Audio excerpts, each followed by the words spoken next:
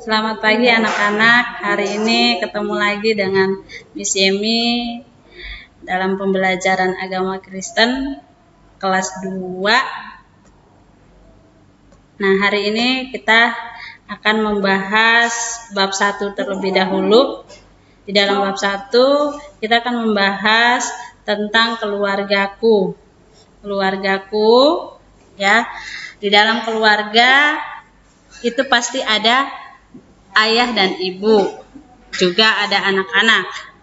Nah, setiap anggota keluarga memiliki tugas dan tanggung jawab masing-masing.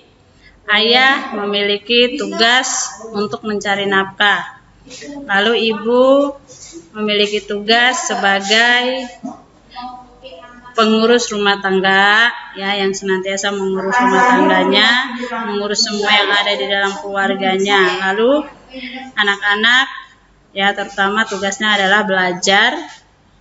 Nah, kemudian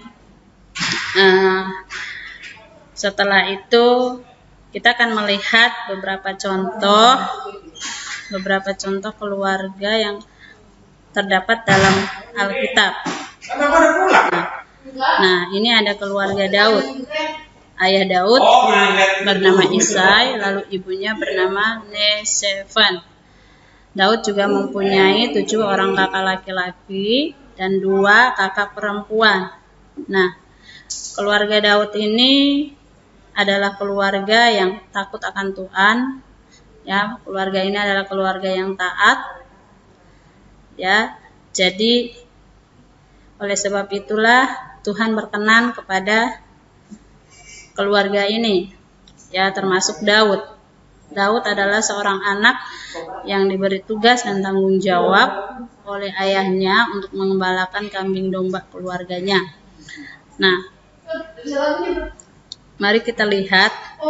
Ini ada gambar bagaimana pekerjaan sehari-hari yang dilakukan oleh Daud. Nah, itu adalah gambar Daud yang sedang duduk di bawah pohon untuk menunggu kambing dombanya yang sedang mencari rumput atau makan rumput di padang. Nah, kemana-mana Daud selalu membawa alat musik. Ya, sementara dia menjaga kambing dombanya, Daud pun biasanya memainkan musik. Nah, alat musik yang dipegang oleh Daud di gambar ini adalah alat musik yang namanya kecapi. Ya, selain kecapi, ya, yang dimainkan oleh Daud juga seringkali memainkan seruling. Nah, saat dia menjaga kambing dombanya pun, Daud tidak lupa membawa alat-alat yang dipakai untuk mengembalakan kambing dombanya. Ya, setiap hari Daud juga membawa ketapel yang akan digunakan untuk mengusir atau melawan binatang-binatang buas yang akan menerkam kambing dombanya ini. Ya. Setiap kali ada binatang buas, Daud selalu menggunakan ketapelnya untuk mengusir atau membunuh binatang buas itu. Nah, anak-anak, selain keluarga Daud, ada beberapa lagi keluarga yang perlu kita contohi. Bagaimana kesetiaan dan ketaatan mereka kepada Allah. Ya, kita akan lihat di sini juga ada keluarga Ishak. Ya, keluarga Ishak. Ishak ini adalah anak dari Abraham. Ya, Abraham ini seringkali di dalam kekristenan disebutkan bahwa Abraham adalah orang yang memiliki iman, memiliki ketaatan yang kuat kepada Allah. Oleh sebab itu, Abraham seringkali disebut sebagai bapak orang beriman. Nah, kita lihat apa yang membuat Abraham disebut dengan bapak orang beriman. Lalu kita lihat di sini, waktu Abraham menikah dengan Sarah, Abraham tidak memiliki anak, tetapi di usia yang sudah sangat tua, Allah pun mengaruniakan seorang anak kepada keluarga Abraham. Ya. Nah, istrinya Sarah mengandung dan melahirkan seorang anak yang diberi nama Ishak. Nah, Ishak ini adalah anak perjanjian. Kenapa dia anak perjanjian? Karena ini berasal daripada Tuhan. Tuhan berkata kepada Abraham, ketika anak ini besar, maka Ishak ini akan dipersembahkan kepada Tuhan kembali, karena Ishak adalah kepunyaan Tuhan. Nah, Abraham pun taat kepada perintah Tuhan, sehingga ketika Ishak besar, Abraham pun membawa Ishak ke Gunung Moria. Nah, di sana dia sudah mempersiapkan nih. Coba dilihat, di situ ada mezbah, ya, yang dibuat dari batu-batuan. Lalu kemudian di atas mezbah itu ditaruh kayu bakar, ya, yang nanti digunakan untuk membakar persembahan. Nah, persembahan itu adalah anaknya sendiri yang bernama Ishak. Waktu Ishak dibawa oleh Abraham ke atas Gunung Moria, Ishak sebagai anak pun tidak bertanya apa-apa kepada ayahnya, bahkan memberontak sekalipun tidak. Nah, ketaatan yang dimiliki oleh Abraham ini turun kepada Ishak.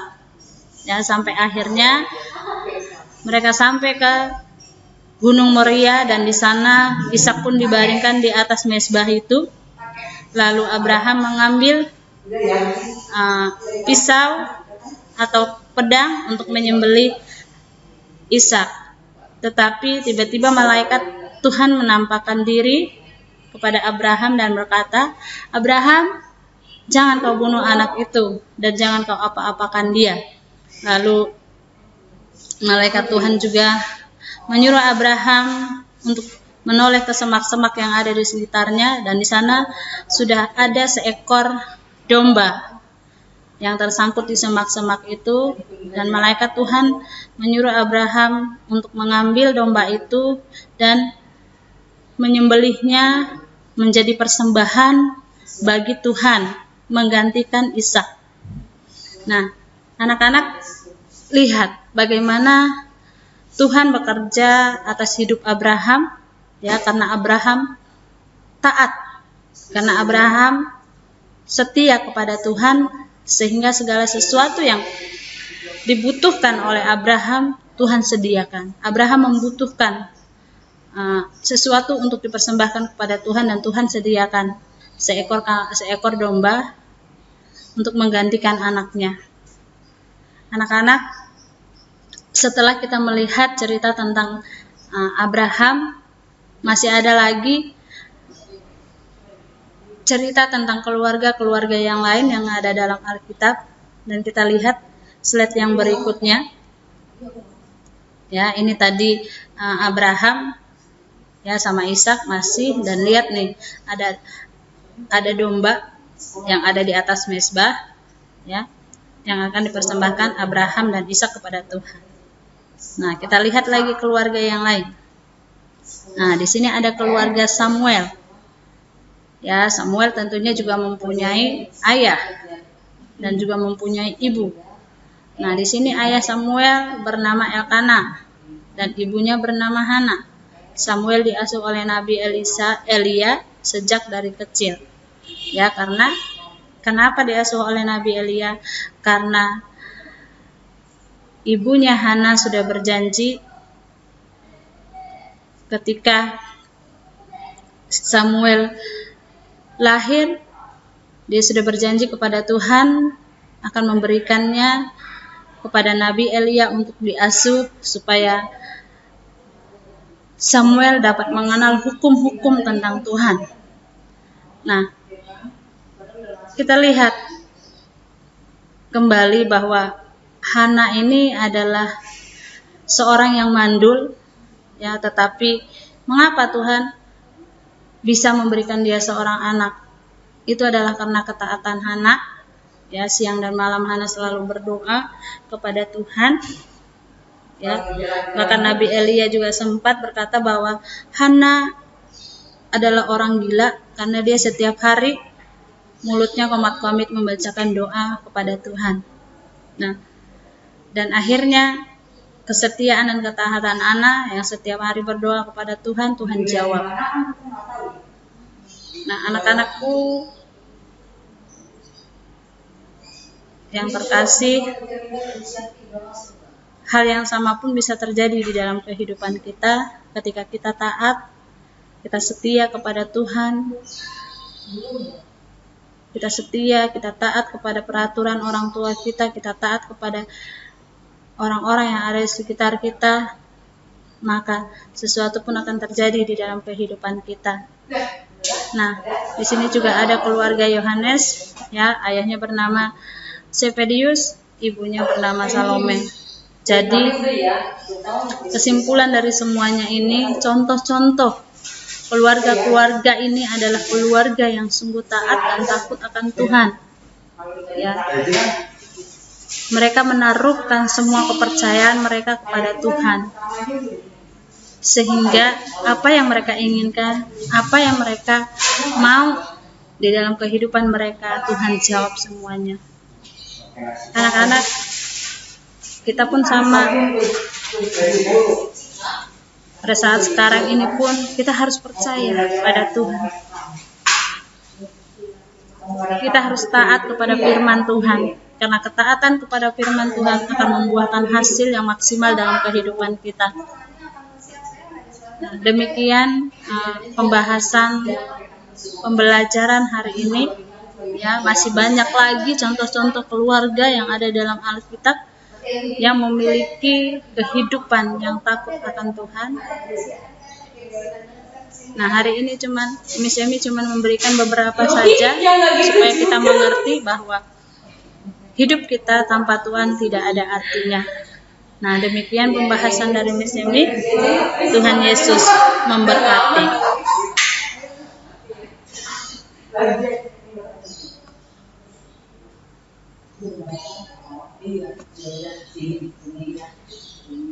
Tapi nggak boleh pakai masker. Gimana kesempatan siapin dulu?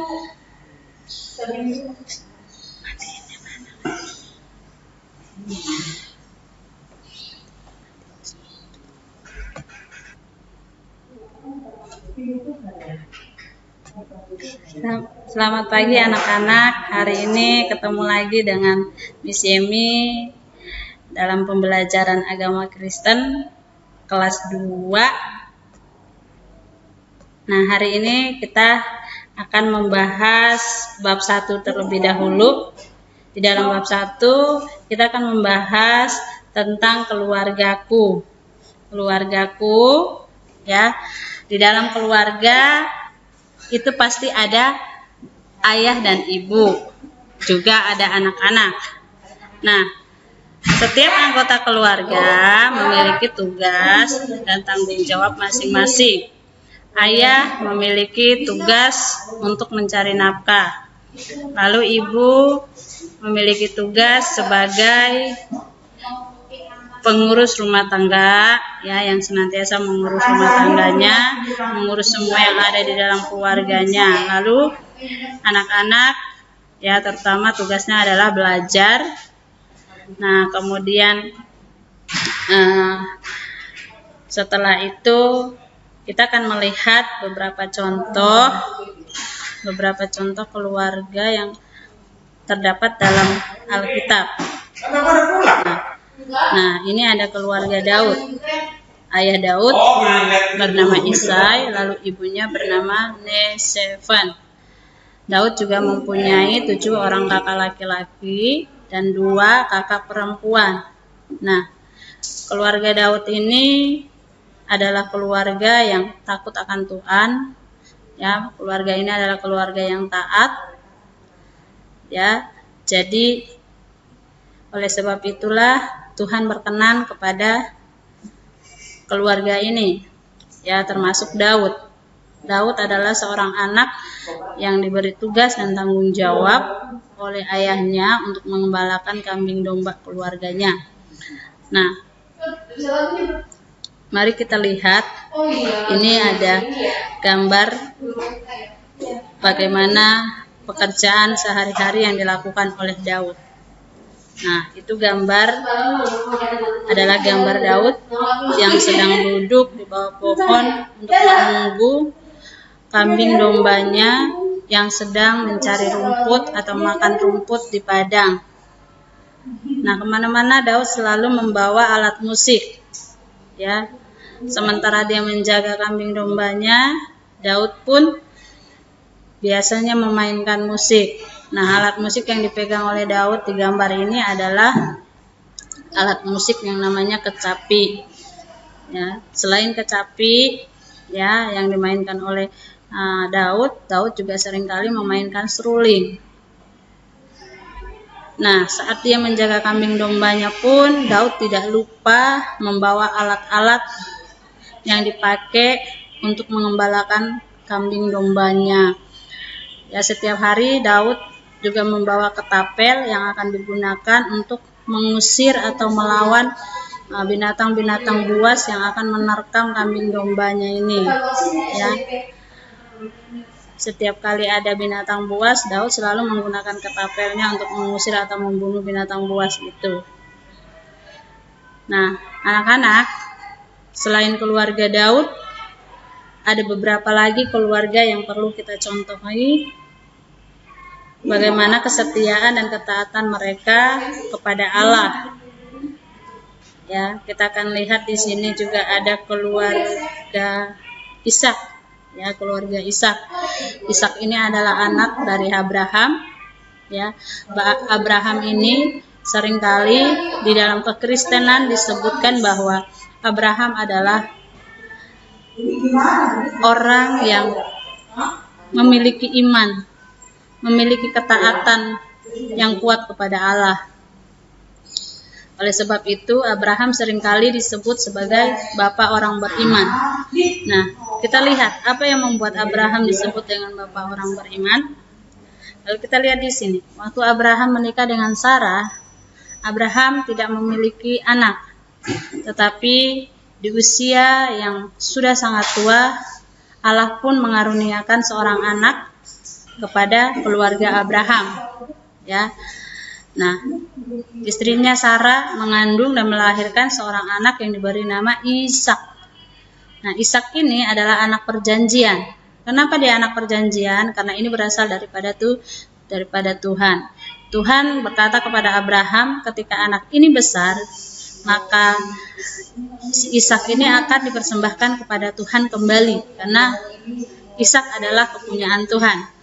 Nah, Abraham pun taat kepada perintah Tuhan, sehingga ketika Ishak besar, Abraham pun membawa Ishak ke Gunung Moria. Nah, di sana dia sudah mempersiapkan nih. Coba dilihat, di situ ada mezbah, ya, yang dibuat dari batu-batuan. Lalu kemudian di atas mezbah itu ditaruh kayu bakar, ya, yang nanti digunakan untuk membakar persembahan. Nah, persembahan itu adalah anaknya sendiri yang bernama Ishak.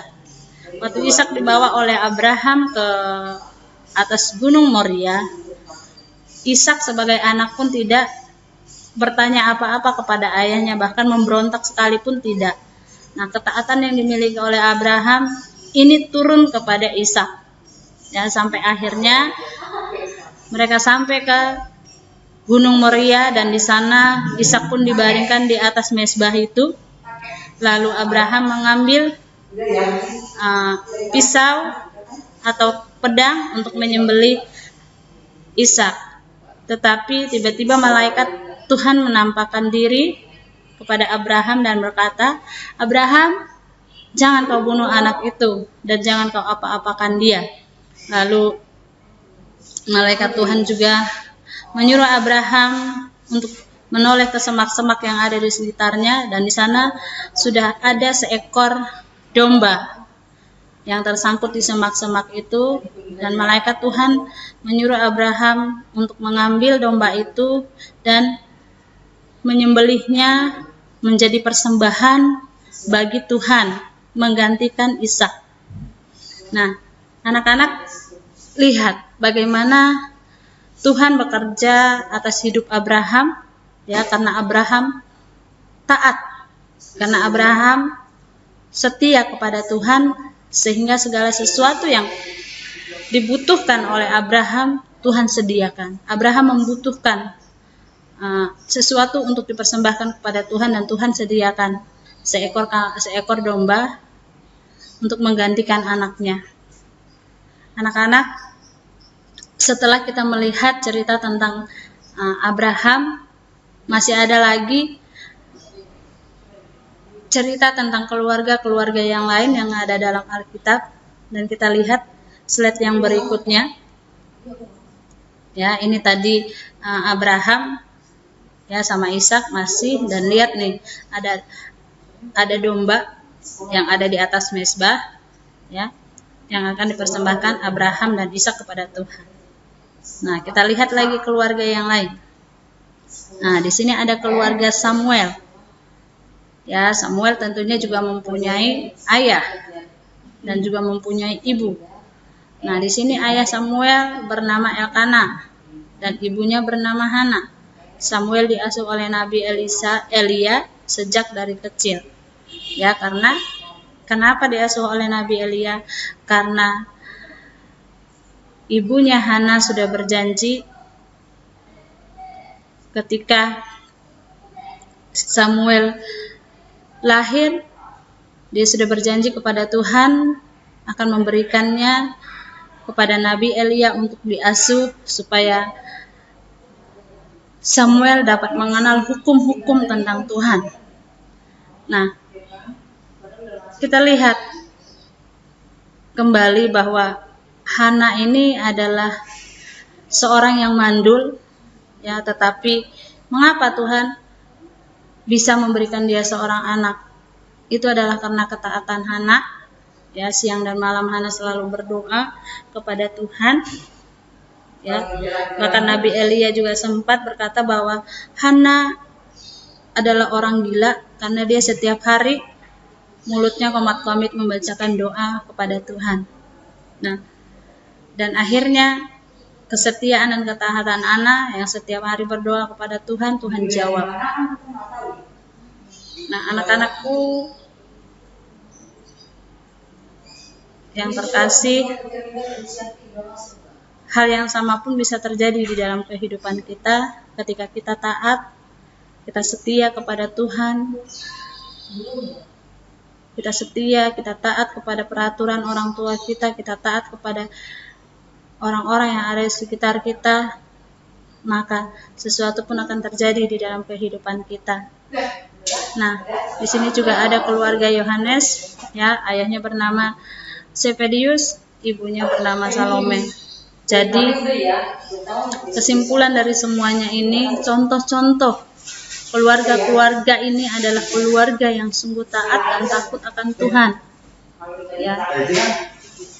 Mereka menaruhkan semua kepercayaan mereka kepada Tuhan. Sehingga apa yang mereka inginkan, apa yang mereka mau di dalam kehidupan mereka, Tuhan jawab semuanya. Anak-anak, kita pun sama. Pada saat sekarang ini pun kita harus percaya pada Tuhan.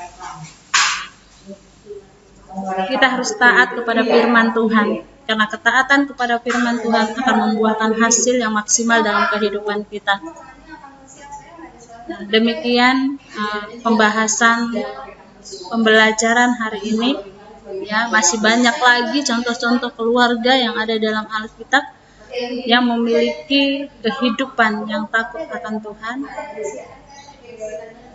Nah, hari ini Miss Emi cuman memberikan beberapa saja supaya kita mengerti bahwa hidup kita tanpa Tuhan tidak ada artinya. Nah, demikian pembahasan dari Miss Emi. Tuhan Yesus memberkati.